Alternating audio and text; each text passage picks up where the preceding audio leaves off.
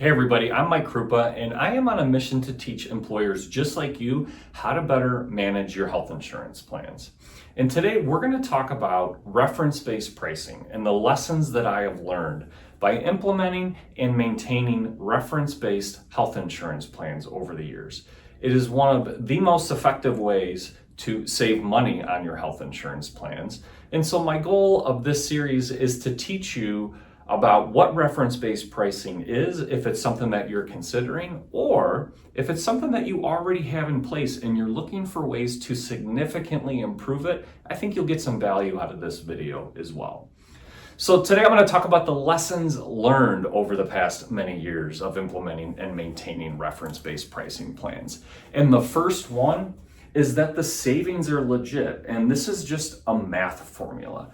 But when you implement a reference-based pricing environment for a health insurance plan, you can expect 20 to 30% savings on your medical plans, sometimes even more than that. And I'm going to explain what reference-based pricing is and how it can actually result in lower costs. And to do that, we need to first kind of define what is an insurance carrier. How does it work today in terms of the payment? So let's just pretend like an employee goes in and they get a procedure, and the bill charge from the provider, that's before any type of insurance discount, is around $10,000. Well, the way a typical insurance carrier will work is that they then have a contract in place with that provider, which in its most simplistic terms will provide some sort of discount off of that bill charge. And in this case, it's a 62.5% discount. So you start with a $10,000 bill charge, you get a 62.5% discount. Again, that's illustrative. Gets you to a provider payment of around $3,750. And that provider payment is both the patient responsibility and it's the employer responsibility as well. And when we back into what that actual procedure would have cost as a percentage of Medicare, Medicare being 1.0, this turns out to be about 250% of Medicare, meaning it's about 2.5 times what Medicare would have paid for that exact same service. Okay, so that's kind of how an insurance carrier works, right? You go in to the provider, you present your insurance card, it's got a logo on it, and they match that logo up, they know you get a discount, and boom, there's the charge that will end up getting paid to the provider. Now, in a Medicare example, the discount is completely obsolete. It's more just an illustrative discount than anything, because what ends up happening is in Medicare, you start at a 1.0. Medicare is the biggest purchaser of healthcare within the United States. And so what we're doing in a reference-based pricing environment is we are not paying on a percentage discount. Why? Because we know that egregious providers exist in insurance carrier contracts today. And the reason we get savings when we move into a reference-based pricing environment is because simply put, we're paying these egregious providers less. And so Medicare pays these providers at 100% of Medicare.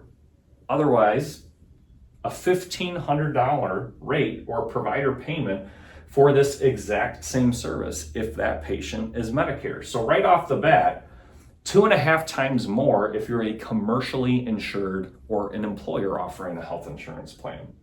So that's Medicare. And what reference-based pricing does is it dictates to the providers how much we're going to pay them based on a percentage of Medicare. And in this example, I'm just saying it's 150% of Medicare. And I should back up here. There is no discount, but if we kind of backed into what an illustrative discount would be in this Medicare example, it's about 85%. Now we go down here into a reference-based pricing environment where we are using a multiple of Medicare. And in this case, 1.5 or 150% of Medicare. Here's kind of what we're saying, is that in this environment, a provider, they might be breaking even. They might be making a little bit of profit. Actually, they might even be losing money in this case. So let's increase that payment to 150% and build in enough room for that provider to still make a healthy profit, just not be egregious. So in this example, the 150% of Medicare results in a payment to that provider of $22.50. Illustratively, more like a 77.5% discount. So you can see how the savings is happening, right? You got a discount here, here, and here that are very different, but it's that provider payment that is different in each scenario. This is what inherently creates some issues within a reference-based pricing environment. But again, lesson number one here is that the savings is legit. And this is why the savings are legit in a reference-based pricing environment. It is literally just math.